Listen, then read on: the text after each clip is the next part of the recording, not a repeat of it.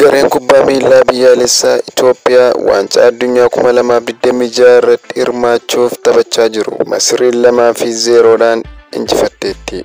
Tapha garee shanaffaa Morookoo istaadiyeemii Laarbii Zaawalaatti galgala sa'aatii 6 irratti taphatan. Taphataa Liverpool Mohamed Salah fi taphataa sarara fuulduraa Zamalek Ahmed Ziul goolii galchaniiru. Taphichi seenaa isaanii keessatti miseensonni hundeessitoota Konfedereeshinii Kubbaa Miilaa Afrikaa lamaan yeroo 18ffaaf wal argan. Injifannoon Faaraa'ooniin xumura. Masriin yeroo 4ffaaf waancaa addunyaa bara 2026 kan Kanaadaa, Meeksikoo fi Ameerikaa waliin qopheessan irratti hirmaachuuf dursummaan ishee itti fufee jira. Sababan kana istaadiyeemiitiin taphoota isaa Morookootti taphachaa kan jiru gareen biyyaalessaa Itoophiyaa taphoota 18 taphateen yeroo 13ffaaf Masriin moomuun yeroo 3 qofa injifachuun isaanii yaadatama.